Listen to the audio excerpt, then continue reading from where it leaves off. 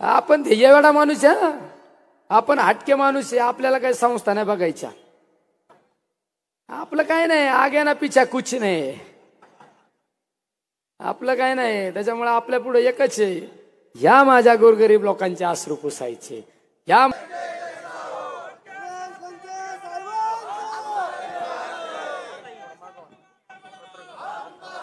नगर दक्षिण लोकसभा मतदारसंघाच्या निवडणुकीच्या प्रचारार्थ आणि तुमचे सर्वांचे आशीर्वाद घेण्यासाठी या ठिकाणी मी आलेलो आहे. सर्वात महत्त्वाचं, ही निवडणूक का लढवायची आणि ही निवडणूक कशासाठी लढवायची हे सर्वात महत्त्वाचं सांगणं अपेक्षित आहे. आणि ही निवडणूक ही देशाचं भवितव्य घडवणारी निवडणूक आहे. आज देशामध्ये अशी परिस्थिती झालेली की लोकशाही जिवंत राहते की नाही हा प्रश्न तुमच्या आमच्या सर्वांसमोर प्रश्न उपस्थित आहे. ती लोकशाही जिवंत ठेवण्यासाठी ही निवडणूक महत्त्वाची आहे. डॉक्टर बाबासाहेब आंबेडकरांनी जी घटना लिहिली ते संविधानच राहतं का नाही हा तुमच्या आमच्या सर्वांसमोर प्रश्न आहे. आणि देश सुरक्षित ठेवण्यासाठी ही निवडणूक महत्त्वाची आहे. त्यामुळे या ठिकाणी सर्वांना सांगू इच्छितो की ही निवडणूक सर्व निवडणुकांपेक्षा सगळ्यात महत्त्वाची निवडणूक आहे. आणि त्या निवडणुकीला सामोरं जात असताना आपण सगळ्यांनी विचारपूर्वक ह्या निवडणुकीला सामोरं गेलं पाहिजे. मी या मतदारसंघामध्ये बहुतांश गावामध्ये स्वाभिमान जनसंवाद यात्रेच्या माध्यमातून जाण्याचा त्या ठिकाणी प्रयत्न केला. त्या ठिकाणच्या अडचणी जाणून घेण्याचा प्रयत्न केला.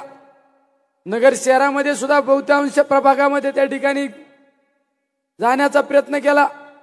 त्या ठिकाणचे प्रश्न जाणून घेतले, त्या ठिकाणच्या अडचणी जाणून घेतल्या आणि ह्या अडचणी येणाऱ्या कालखंडामध्ये निश्चित सोडवण्याचा प्रयत्न केला जाईल. या ठिकाणी हा तुम्हाला शब्द देतो. काल आम्ही आर्किटेक्ट लोकांची आणि इंजिनियर लोकांची मीटिंग घेतली. त्यावेळेस माझ्या लक्षात आलं, अरे खऱ्या अर्थाने जर आपल्याला नगर शहर डेव्हलपमेंट करायचं असेल, नगर शहराला विकासाच्या वेगळ्या उंचीवर जर घेऊन जायचं असेल तर ह्या सहकार्यांची सुद्धा आपल्याला मदतीची गरज आहे. आपण पाहत आहे आपल्या बरोबरीने धुळा शहराची महानगरपालिका झाली, अजून काही महानगरपालिका झाल्या, पण नगर शहरामध्ये जे अपेक्षित डेव्हलपमेंट अपेक्षित होती ती डेव्हलपमेंट झालेली नाही. आज मी ह्या निवडणुकीला सामोरं जात असताना मी तुम्हाला एक शब्द देतो, या नगर शहराला खऱ्या अर्थाने चांगल्या सिटीचा दर्जा देण्याचं काम मी त्या ठिकाणी केलं जाईल हा प्रामाणिक तुम्हाला शब्द देतो. अरे नगर शहरामध्ये अपेक्षित काय, जर नगर शहर खऱ्या अर्थाने डेव्हलप करायचं असेल तर नगर शहरामध्ये सगळ्या सुखसुविधा उपलब्ध करून देणं अपेक्षित आहे. आज नगर शहरामध्ये IT पार्क नाही. नगर शहरामध्ये जी MIDC सगळ्या जिल्ह्यातली पहिली MIDC, त्या MIDCची काय परिस्थिती आणि त्या MIDCची परिस्थिती कोणामुळे झाली, दुरावस्था. माझ्या भागामध्ये MIDC आली 2010ला मी सरपंच होतो, त्यावेळेस 2 कंपन्या होत्या. मी काळाचे पावलं ओळखले, मी उद्योजक लोकांना संरक्षण दिलं, स्थानिक कामगारांना न्याय मिळवून दिला. त्याचा परिणाम असा झाला आज सगळ्यात मोठी MIDC सुपा MIDC पाहायला मिळते. पुणे जिल्ह्यातील चाकण रांजणगावपेक्षा सगळ्यात मोठी MIDC सुपा MIDC. अरे त्या MIDCला संरक्षण दिलं म्हणजे आम्ही कुंपणाने शेत खाली तशी परिस्थिती नाही करून दिली आम्ही भगवानराव. या परिस्थितीत या ठिकाणी काय झालं, राजकीय माणसाने त्या MIDCला विळखा घातला आणि ती MIDC आज बंद झाली. तुम्हाला मी या ठिकाणी शब्द देतो ही MIDC सुपा MIDCच्या पटीत ही नगर MIDC सुद्धा परत त्या ठिकाणी चांगल्या परिस्थितीत आणण्याचं काम केलं जाईल हा या ठिकाणी शब्द देतो. आज आपल्या तरुण मुलांसाठी IT पार्क नाही, येत्या कालखंडामध्ये आपल्याला IT पार्क सुद्धा आणायचंय. कारण माझ्या या ठिकाणचा सुशिक्षित बेरोजगार याला पुण्यासारख्या ठिकाणी मुंबईसारख्या ठिकाणी जाण्याची गरज नाही भासली पाहिजे. या ठिकाणी सगळ्या सुखसुविधा रोजगार उपलब्ध करून देण्याचं काम येणाऱ्या कालखंडामध्ये केलं जाईल हाच या ठिकाणी शब्द देतो. अरे ह्या नगर शहरामध्ये शासकीय मेडिकल कॉलेज नाही, शासकीय इंजिनियर कॉलेज नाही. ज्यांना तुम्ही 5 वर्षापूर्वी निवडून दिलं त्यांनी भाषणात काय सांगतात, 50 ते 60 वर्षापासून ह्या जिल्ह्यावर नेतृत्व आमचंच आहे. मी साधा एक तुमच्या सर्वांच्या वतीने एक प्रश्न उपस्थित करतो. मग 50-60 वर्षात एखादा तरी असं चांगलं काम केलं की एखादा तरी प्रोजेक्ट आणला का की त्या प्रोजेक्टमुळे कमीत कमी 10-20 वर्ष लोक नाव घेतील, 5-25 हजार लोकांना फायदा होईल. साधं मेडिकल कॉलेज आणता नाही आलं, साधं शैक्षणिक संस्था, शासकीय शैक्षणिक संस्था उभ्या करता नाही आल्या. अरे फक्त राजकारण स्वतःच्या प्रतिष्ठेसाठी, स्वतःच्या स्वार्थासाठी राजकारण करणारी ही मंडळी आहे. आज माझ्यासारख्या एका कार्यकर्त्याची जी ओळख निर्माण झाली ती कशामुळे झाली? कामाचा माणूस म्हणून ओळख निर्माण झाली. माझी ओळख तर अशी नाही ना का माझा बाप कुठेतरी आमदार आहे, कुठेतरी खासदार आहे, माझा पंजोबा कुठेतरी मोठा साखर सम्राट आहे, अशी तर ओळख नाही ना आपली. आपली ओळख म्हणजे एक शेतकऱ्याच्या कुटुंबातला जन्माला आलेला, एक शिक्षकाच्या घरात जन्माला आलेला, ही सर्वसामान्य कुटुंबातली ओळख. पण कामाच्या जोरावर आज या ठिकाणी निवडणुकीला, लोकसभेच्या निवडणुकीला सामोरं जात आहे. अरे मी प्रत्येक पायरीवर काम केलं. मी ज्यावेळेस सरपंच झालो मला त्यावेळेस लोकांनी सरपंच केलं. मी त्या पदाचा फायदा खऱ्या अर्थाने सर्वसामान्य लोकांना करून दिला, म्हणून मला परत पंचायत समितीत पाठवलं. पंचायत समितीच्या कालखंडामध्ये खऱ्या अर्थाने सर्वसामान्य लोकांना न्याय दिला, विकासाचे प्रश्न सोडवले, म्हणून मला लोकांनी झेडपीत पाठवलं. जिल्हा परिषद मध्ये असताना मी त्या ठिकाणी त्या पदाला न्याय दिला, त्या पदाच्या माध्यमातून काम केलं, म्हणून मला लोकांनी आमदार म्हणून पाठवलं. आणि आमदारकीच्या कालखंडामध्ये खऱ्या अर्थाने 1900 कोटी रुपयाचा निधी माझ्या मतदारसंघामध्ये नेला आणि मतदारसंघाचा चेहरा मोहरा बदलवण्याचं काम केलं. म्हणून आज या ठिकाणी या सगळ्या नेते मंडळींनी एकच नाव सगळ्यांसमोर आलं, महाविकास आघाडीच्या नेत्यांसमोर, की दुसरा तिसरा कोण नाही, निलेश लंकेललाच उमेदवारी द्या. अरे त्या ठिकाणच्या आनंदात आमदारकी असताना सुद्धा या सगळ्यांच्या आग्रहापोटी या जिल्ह्याला वेगळं जे वळण लागलंय, या जिल्ह्याला दहशतीच्या दिशेने घेऊन जाण्याचं काम या ठिकाणी जाणीवपूर्वक केलं जातं. या गोष्टीला कुठेतरी आता आपण या ठिकाणी थांबवलं पाहिजे, रोखलं पाहिजे, म्हणून या लोकसभेच्या निवडणुकीला सामोरं जाण्याचा निर्णय घेतलेला आहे. आणि आज या ठिकाणी ही लोकसभा निवडणूक सुद्धा ही धनशक्तीच्या विरोधात जनशक्ती अशी ही निवडणूक आपल्याला पाहायला मिळत आहे. अरे बऱ्याच वेळा असा आरोप केला जातो, गरीबाच्या पोरांनी कुठं राजकारण करायचं असतं का? अरे आम्ही गरीब आहे म्हणून दरवेळ तुम्ही टिंगल करणार असेल तर आमचा पण तुम्हाला एक सवाल आहे. तुम्ही काय सांगता, गरीब कुटुंबातल्या माणसाने जर राजकारण केलं तर तो कामात टक्केवारी खातो, असा आरोप केला. अरे तुमच्या आजोबाने पंजोबाने आशिया खंडातला पहिला सहकारी साखर कारखाना, प्रवरा सहकारी साखर कारखाना काढला आणि त्या सहकारी साखर कारखान्याची काय परिस्थिती केली, 850 कोटी रुपयाचा कर्ज त्या कारखान्यावर. काल परवा एका पेपरला बातमी आली, 191 कोटी रुपयाचा घोटाळा या कारखान्याचा यांनी केला. मग कोण खरे घोटाळेबाज? अरे आपण काचच्या घरात राहायचं आणि दुसऱ्यावर आरोप करायची ही सवय या कुटुंबाची. म्हणजे आपल्या गावरान भाषेत नाही का सांगत, आपलं ठेवायचं झाकून. आमच्याकडे एक बोट करतात, तुमच्याकडे 4 बोट होते, हे ध्यानात धरा. आम्ही संस्कृतपणा सोडून राजकारण करीत नाही आणि आम्हाला करायला लावू नका बाळासाहेब. आता आम्हाला काय सगळं माहिती, सगळं उकळून पेलोय आम्ही साहेब. ग्रामपंचायत खासदार होत असतो आणि आता लय फडफड चालू आहे. काय चालू आहे?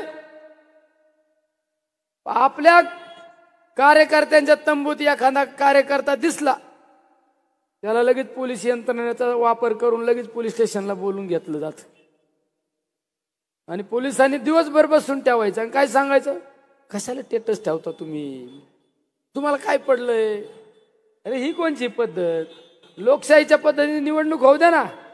सत्ता ही काय अमरपट्टा घेऊन आलेली आहे का? आमच्या बरोबर जे कार्यकर्ते मोकळ्या मनाने कार्यकर्ते काम करतात त्यांच्यावर कशाला तुम्ही पोलीस बळाचा वापर करता? आणि माझ्याकडून एखादा शब्द गेला तर लगेच इतकं वाईट वाटलं. म्हणलं हा काय यांचा सुसंस्कृतपणा. मला पण काही जण म्हणले, सचिनराव असं सांगा तुम्ही. नाही मी असं बोललोच नव्हतं. म्हणलंय त्याच्यातलं नाही, बोललो ते बोललो. पण बोललो कोणाला? ज्या अधिकाऱ्याने चुकीच्या पद्धतीने माझ्या कार्यकर्त्यांना त्रास दिला त्याच्या बाबतीत बोललो ते बोललोच. शब्द माग फिरवणारा माणूस नाही, बंदुकीची गोळी सुटली याचा अर्थ दुसऱ्याने गैरसमज करून नाही घ्यायचा. आज पण त्या प्रशासनातील काही आज पण कर्मचारी, काय आज पण अधिकारी माझे मित्रत्वाचा नातं आहे. पण त्यांना मी हे पण सांगतो, माझ्या कार्यकर्त्याकडून चूक झाली, माझ्याकडून जर चूक झाली तर तुम्ही 100% आम्हाला सजा द्या. पण कुठली चूक नसताना विनाकारण आमच्या कार्यकर्त्यांना त्या ठिकाणी त्रास देऊ नका. आमच्या चिचुंडी पाटीलच्या सरपंचाला ग्रामपंचायत मध्ये पाणी पुरवठ्याची मीटिंग घेत असताना 50-60 पोलिसांना त्या ठिकाणी घेऊन जायचं आणि सरपंचाला अरे रावीच्या भाषा करायची. बाहेर पाहून घेतो, उचलून नेतो. अरे ही कोणची पद्धत आहे का? बिहार आहे का? ही कोणची पद्धत तुमची? आमच्या राहुल धावरे नावाच्या कार्यकर्त्याला येस ग्रँड हॉटेलवर आमचे जिल्हा प्रमुख शिवसेनेच्या गाडे सरांनी आमच्या कार्यकर्त्यांसाठी हॉटेलचे रूम त्या ठिकाणी दिले. राहा इथंच राहा, तुम्ही थांबा इथं. एका राहुल धावरेने त्याच्या आईच्या ऑपरेशनसाठी 40,000 रुपये खिशातून काढले पोलिसांनी. दुसऱ्या एका कार्यकर्त्याच्या खिशातून 20 रुपये काढले, आपलं 20,000 रुपये काढले. आणि दादा त्यांना त्या पोलीस कर्मचाऱ्यांनी सांगितलं की तुम्ही लिहून द्या, हे निलेश लंकेचे आम्ही पैसे वाटित होतो. अण्णा, निलेश लंकेचे आम्ही पैसे वाटित होते, लिहून द्या. हे अधिकारी आपले पोर पक्केच आहेत ना. ते म्हणले का 60,000 रुपये वाटायचे का? हे 60 लाख रुपये असते तर म्हणा नाही वाटायला आणले असते पैसे. अरे हे कोणचं ऐकलं नाही म्हणून 6 वाजता पोलीस स्टेशनला नेऊन बसावलं. आणि 11:30 वाजता मी ज्यावेळेस म्हणलं आम्ही सगळेजण होतो, म्हणलं आम्ही पोलीस स्टेशनला, बरोबर ना अभिषेकराव, आम्ही पोलीस स्टेशनला येऊ त्यावेळेस सोडला. ही कोणती पद्धत? आणि जर एखादा शब्द गेला तर एवढं अंगाला लावून घ्यायचं. आम्ही सुसंस्कृत, आम्हाला सुसंस्कृतपणा शिकू नका.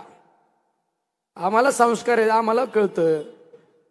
अरे तुमचे तर कुठल्या पद्धतीने तुम्ही जर हे पोलीस प्रशासनाचा वापर, वेगवेगळ्या अधिकाऱ्यांचा वापर जर करून चुकीच्या पद्धतीने त्रास देणार असतान हे चुकीचं आहे. शेवट या डॉक्टर बाबासाहेब आंबेडकरांनी घटना लिहिली, या ठिकाणी न्याय मागण्याचा अधिकार आम्हाला पण आहे. न्याय मागण्याचा. आज दुसरा आरोप काय केला जातो आमच्या नगर शहरामध्ये, त्यांना हिंदुत्व काय समजत नाही. अरे हिंदुत्वाद आम्हाला शिकू नका. मांजराने वाघाचा झुला अंगावर घेतला म्हणजे तो काय हिंदुत्वाद होत नाही. हे हिंदुत्वाद आमच्या रक्तात आहे. हे कशाला आम्हाला शिकविता? अरे छत्रपती शिवरायांचे विचार घेऊन आम्ही चालतोय. कुठल्या गुजरात्यांचे विचार घेऊन हे हिंदुत्वाद आम्हाला मान्य नाही. छत्रपती शिवरायांचे विचार, छत्रपती शिवरायांचं हिंदुत्वाद आम्हाला मान्य आहे. 18 पगड जाती धर्माच्या लोकांना बरोबर घेऊन चालणारा राजा म्हणजे छत्रपती शिवराय. त्या छत्रपती शिवरायांचे विचार घेऊन आम्ही या ठिकाणी काम करतोय. आणि आम्हाला शिकविता? या मतदारसंघामध्ये तुम्हाला सगळ्यांना सांगू इच्छितो, नगर शहरवासियांना सांगतो, अरे ज्यांना तुम्ही 5 वर्षापूर्वी संसदेत पाठवलं, कधी तुमच्या बाबतीत एक प्रश्न उपस्थित केला नाही. पण त्यांची एक खासियत आहे, जो त्यांना सगळ्यात जास्त आधार देतो ना, पहिला त्याचा कार्यक्रम, पहिला त्याच्या पाठीत खंजीर खुपसला जातो. अरे कैलासवासी आदरणीय धर्मवीर अनिल भैया राठोडांनी तुम्हाला ऍक्टिवा गाडी घेऊन हे नगर शहर दाखवलं आणि त्याच भैयांचा तुम्ही घात केला. तुम्हाला ही नियती कधी माफ करणार नाही, ही नियती कधी माफ करणार नाही. अरे पण काय योगायोग. अरे ज्या भैयांना गुरुस्थानी मानणारा हा निलेश लंके, त्याच्याच हातून तुमचा त्या ठिकाणी तुम्हाला उत्तर दिलं जाईल. हे तुम्हाला या ठिकाणी हे नियतीला मान्य नाही. ह्या हाताने करायचं आणि याच हाताने फेडायचं. त्यामुळे निश्चित तुम्हाला ही नगर शहरातली जनता उत्तर दिल्याशिवाय राहणार नाही, तुम्हाला या ठिकाणी सांगतो. दुसरं, या नगर शहरामध्ये ज्यावेळेस मी फिरत असतो आणि माझ्या समोर प्रश्न, मला अपेक्षित असे प्रश्न होते की कुणीतरी डेव्हलपमेंटवर बोला, हे मला अपेक्षित होतं. पण नगर शहरवासियांनी डेव्हलपमेंटवर मला बोलायला सांगितलं नाही. नगर शहरवासी म्हणले आम्ही आमच्या रोजीरोटीतून 2 रुपये बचत केली, कुठं प्लॉट घेतला तर तिथं 4 गुंड पाठवले जातात आणि ताबा घेतला जातो. यावर तुम्ही काहीतरी करा, नंतर होईन विकास होईल. म्हणले विकास करणारे तुम्ही, आम्हाला खात्री आहे, पण यावर बोला. या नगरवासियांना मी सांगतो, जर असा कुठं प्रकार घडला, अरे मी सुद्धा मोबाईल खासदार म्हणून ये त्यांना धरा, मोबाईल फोन करा पोलीस प्रशासन नाही ना तुम्हाला सहकार्य करीत, मला फोन करा, काय कोणाच्या प्लॉटवर कोणाचा ताबा घ्यायची धमक आहे, मी असताना तुम्हाला शब्द देतो. आणि जर कोणी चुकीच्या पद्धतीने गुंडगिरी या नगर शहरामध्ये फोपित असेल, चुकीच्या पद्धतीने जर दादागिरी जर वाढत असेल, तर त्यावेळेस आम्हाला हात पण जोडता येतात आणि हात बाया पण वर करतात, हे पण तुम्हाला सांगतो. आम्हाला तुम्ही प्रेमाने आम्ही हात जोडू शकतो, पण जर आमच्या सर्वसामान्य जनतेवर, सर्वसामान्य आमच्या गोरगरिबांवर जर चुकीच्या पद्धतीने कोणी दहशत करीत असेल, तर त्यावेळेस निश्चित आम्हाला 2 हात करण्याची सुदोळ वेळ येणार आहे. निश्चित 2 हात सुद्धा करू आम्ही, हे तुम्हाला या ठिकाणी सांगतो. भगवानरावनी सांगितलं की आता चितळे रोडला ऑफिस टाका. हे आपलं तुपलं कधीपासून करायला लागलं. चितळे रोडचं ऑफिस पण माझंच आहे. तुमचा जेवढा अधिकार आहे तेवढा माझा पण अधिकार आहे. मी पण उद्या भैयांच्या खुर्ची शेजारी खुर्ची टाकून बसन. हा भगवानराव असं म्हणायचं नाही. आणि तुमची इच्छा आहे ना, आठवड्यातला 1 दिवस त्या चितळे रोडच्या शिवालयात बसून त्या ठिकाणी कारभार केला जाईल. हा तुम्हाला नगरकरांची इच्छा नाही, ही इच्छा माझी पण इच्छा आहे. आणि दादांच्या साक्षीने सांगतो, दादांना माहिती आहे, दादांसमोर सांगितलं मी का फसवणार नाही. आणि काल पण एका कार्यक्रमात सांगितलं मी, नगरसेवकाचं काय काम असतं, प्रत्येक प्रभागात पाणी आलं का नाही, ड्रेनेज तुंबलं का काय, रस्त्याला किती खड्डे पडले, लाईटचा हायमॅक्स जळाला काय, हे नगरसेवकाचं काम असतं ना. रस्ते करा, कॉन्क्रीट टाका. मी सुद्धा नगरसेवकासारखं काम करी ना. मी तर कालच सांगितलंय, 1 दिवस फक्त आपली मोटारसायकल आणि प्रत्येक वार्डात यांना घेऊन फिरत असतो, बिना भण्या फिरत असतो. मग म्हणता अरे देखो हमारा खासदार कैसा काम करताय.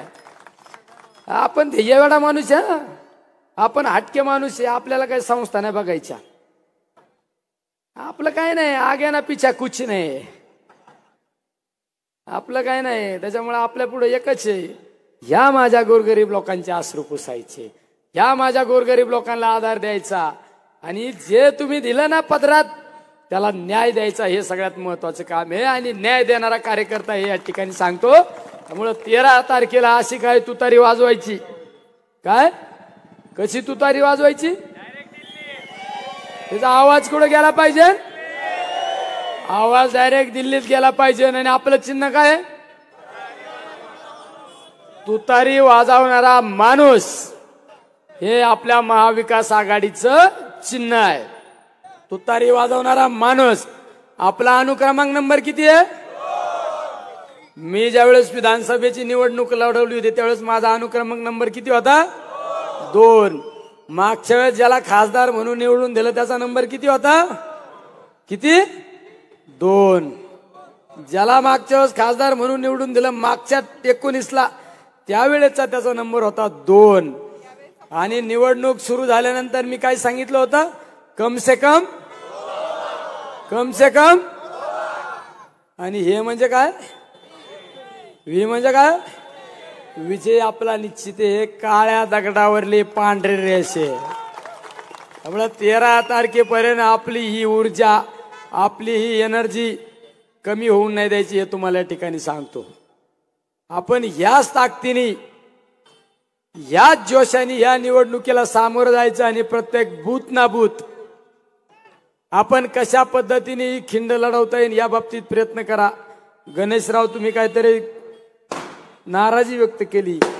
गणेशराव, बाळासाहेबांचा शिवसैनिक हा विकला जात नाही हे निलेश लंकेला माहिती आहे, कारण मी पण बाळासाहेबांचा सैनिक होतो. त्यामुळे बाळासाहेबांच्या सैनिकांनी एवढं नर्वस नाही व्हायचं. कुठे गेले,